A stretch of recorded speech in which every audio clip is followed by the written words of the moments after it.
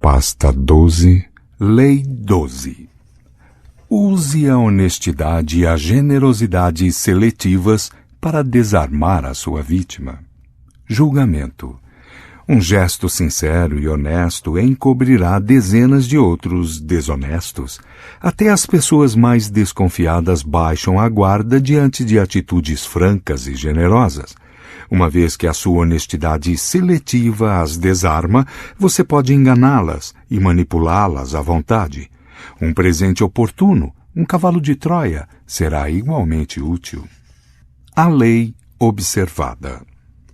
Um dia, em 1926, um homem alto e bem vestido foi visitar Al Capone, o mais temido gangster da sua época. Falando com um elegante sotaque continental, o homem se apresentou como Conde Victor Lustig.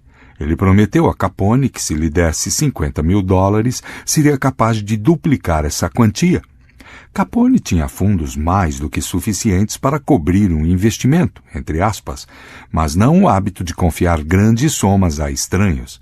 Ele examinou o conde, algo naquele homem era diferente, o seu estilo chique, seus modos, e resolveu experimentar. Ele mesmo contou as notas e as entregou a Lustig.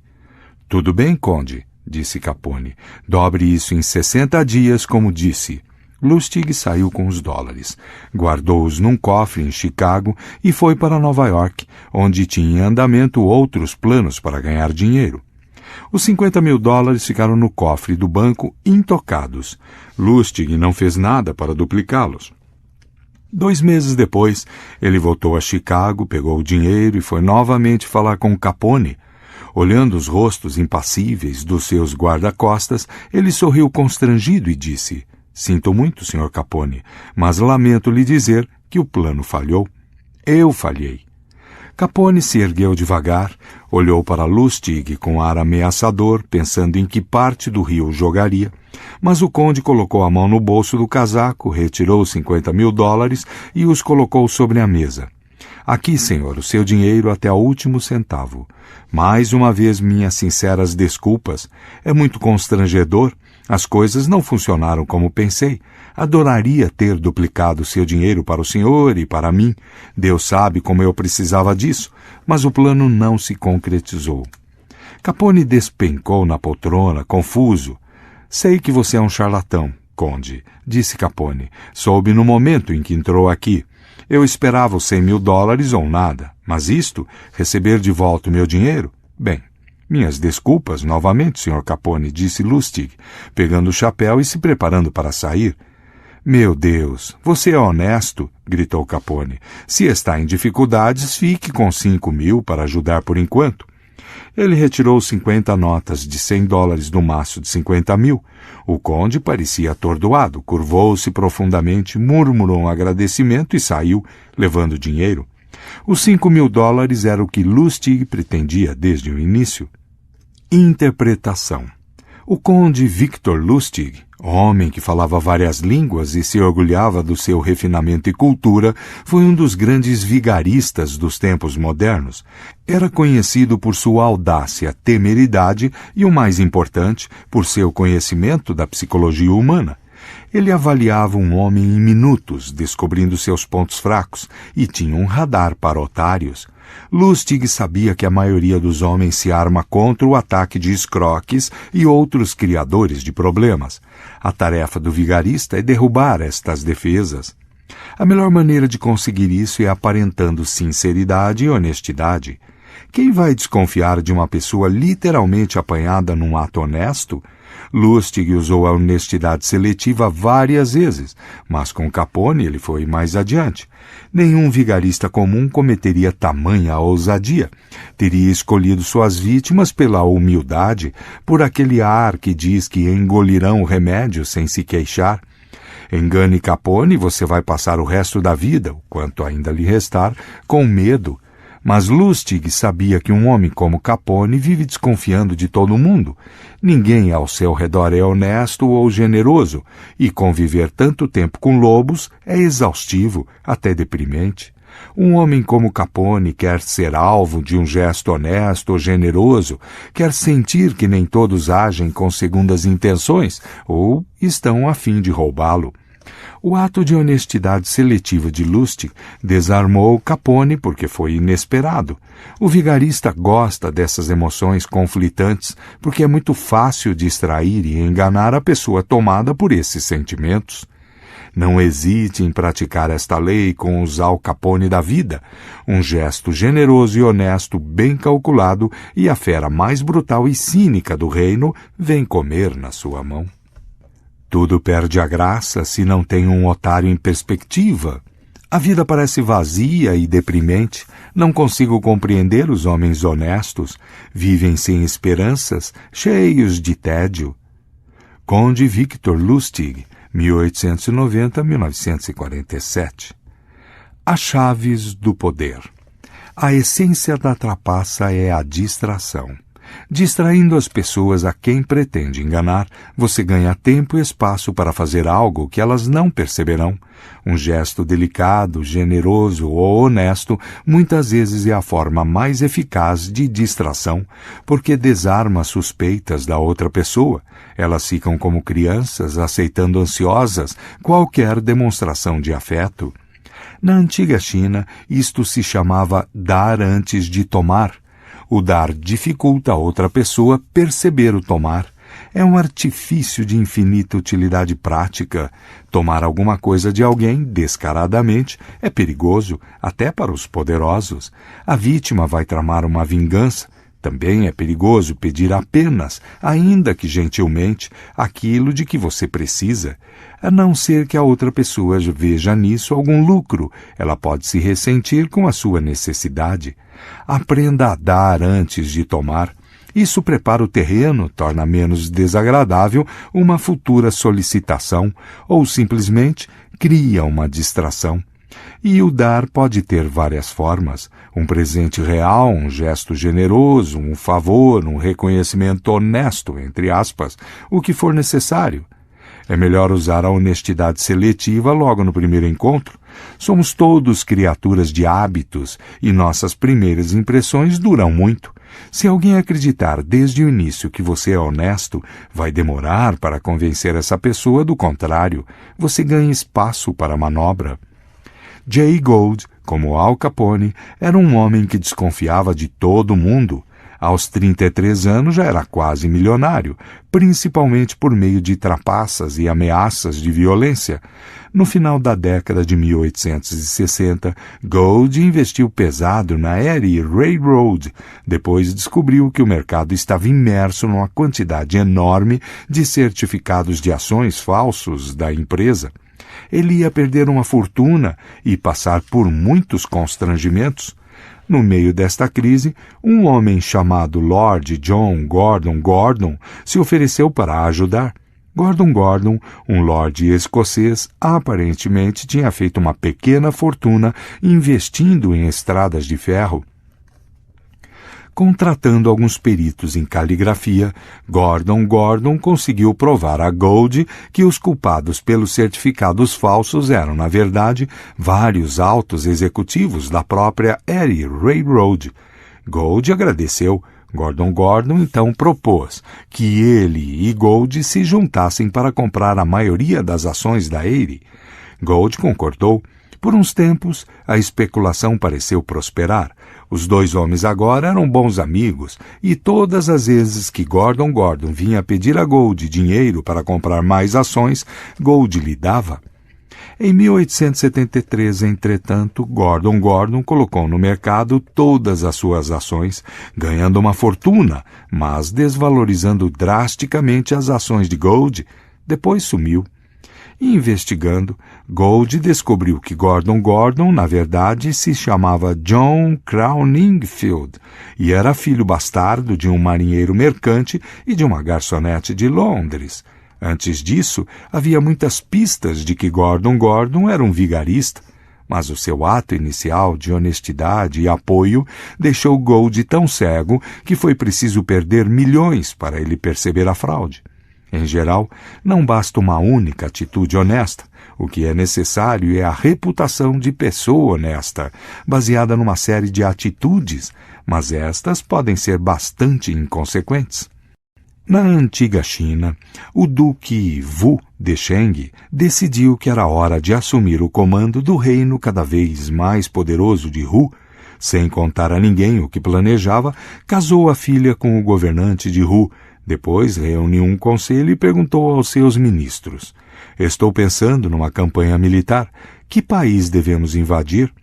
Como tinha esperado, um dos seus ministros retrucou: "Hu deve ser invadido." O duque pareceu se zangar e disse: "Hu agora é um estado-irmão, por que sugere invadi-lo?" E mandou executar o ministro por sua observação pouco política. O governante de Hu soube disso e, levando em conta outras provas da honestidade de Wu e o casamento com a sua filha, não tomou precauções para se defender de Sheng. Poucas semanas depois, as forças de Sheng invadiram Hu e tomaram o país e nunca mais devolveram. A honestidade é uma das melhores formas de desarmar o previdente, mas não é a única. Qualquer tipo de atitude nobre, aparentemente altruísta, serve. Talvez a melhor, entretanto, seja a generosidade. Raras são as pessoas que resistem a um presente, mesmo do inimigo mais ferrenho, por isso esta costuma ser a maneira perfeita de desarmar as pessoas. Um presente desperta em nós a criança, derrubando na mesma hora as nossas defesas. Apesar de olharmos com descrença o comportamento das outras pessoas, raramente vemos o elemento maquiavélico de um presente, com frequência escondendo segundas intenções. Um presente é o objeto perfeito para esconder uma atitude falsa. Há mais de 3.000 anos, os antigos gregos cruzaram o mar para recapturar a bela Helena, raptada por Paris, e destruir a cidade dele, Troia. O cerco durou 10 anos, muitos heróis morreram, mas nenhuma das duas partes chegava perto da vitória. Um dia o profeta Calcas reuniu os gregos. "Parem de golpear essas muralhas", disse-lhes. "É preciso encontrar uma outra maneira, um ardil. Não podemos tomar Troia pela força apenas. Temos de encontrar uma estratégia engenhosa." O astuto líder grego Ulisses teve então a ideia de construir um gigantesco cavalo de madeira, esconder soldados lá dentro e depois dar de presente aos troianos. Neoptolemos, filho de Aquiles, não gostou da ideia. Não era digno de homens. Melhor que milhares morressem nos campos de batalha do que alcançar a vitória de uma forma tão dissimulada. Mas os soldados, entre escolher mais 10 anos de masculinidade, honra e morte, por um lado, e uma rápida vitória por outro, preferiram o cavalo, que foi logo construído. O truque teve êxito e Troia caiu. Um presente foi mais vantajoso para os gregos do que 10 anos de lutas. Imagem. O cavalo de Troia. A sua astúcia se esconde dentro de um magnífico presente irresistível para o seu adversário. As muralhas se abrem. Uma vez lá dentro, destrua tudo. A bondade seletiva também deve fazer parte do seu arsenal de dissimulações. Durante anos, os antigos romanos fizeram cerco à cidade dos faliscanos, sempre sem sucesso. Um dia, porém, quando o general romano Camilo estava acampado do lado de fora da cidade, viu de repente um homem que vinha em sua direção, trazendo algumas crianças. Era um professor faliscano, e as crianças, depois se soube, filhos e filhas dos cidadãos mais nobres e ricos da cidade. Fingindo estar levando as crianças para dar um passeio, ele as conduziu direto até onde estavam os romanos, oferecendo-as como reféns na esperança de agradar Camilo, o inimigo da cidade. Camilo não aceitou, despiu o professor, amarrou suas mãos nas costas, deu a cada uma das crianças uma vareta e mandou que elas o fossem açoitando de volta à cidade. O gesto teve um efeito imediato sobre os faliscanos. Se Camilo tivesse ficado com as crianças como reféns, algumas pessoas na cidade teriam votado a favor da rendição. E mesmo que os faliscanos tivessem continuado lutando, a sua resistência teria esmorecido. A recusa de Camilo de se aproveitar da situação abalou a resistência dos faliscanos e eles se renderam. O general calculara corretamente e, de qualquer forma, ele não tinha nada a perder. Sabia que o truque dos reféns não acabaria com a guerra, pelo menos não imediatamente. Invertendo a situação, ele conquistou a confiança e o respeito do inimigo, desarmando-o. A bondade seletiva com frequência desarma o inimigo mais obstinado. Acertando em cheio no coração, ela corrói o desejo de revidar. Lembre-se, jogando com as emoções dos outros, gestos calculados de bondade podem transformar um Al Capone numa criança ingênua. Como qualquer abordagem emocional, a tática deve ser praticada com prudência. Se as pessoas perceberem os sentimentos de gratidão e cordialidade frustrados, se transformarão em ódio e desconfiança na sua forma mais violenta. Se não for capaz de fazer o gesto parecer sincero, não brinque com fogo. A autoridade. Quando o duque Hsien de Qin estava para atacar de surpresa Yu, ele presenteou a cidade com uma peça de jade e uma junta de cavalos. Quando o conde Shi estava para atacar de surpresa Shoyu, ele os presenteou com 2 grandes carruagens. Daí o ditado: quando se vai tomar, deve-se dar. Han Fei-tse, filósofo chinês, século III a.C. O inverso. Quando você já tem um histórico de dissimulações, não há honestidade, generosidade ou gentileza que consiga enganar as pessoas. De fato, isso só chamará mais atenção. Quando você já é visto como falso, uma atitude honesta de repente é apenas suspeita. Nestes casos, é melhor bancar o patife.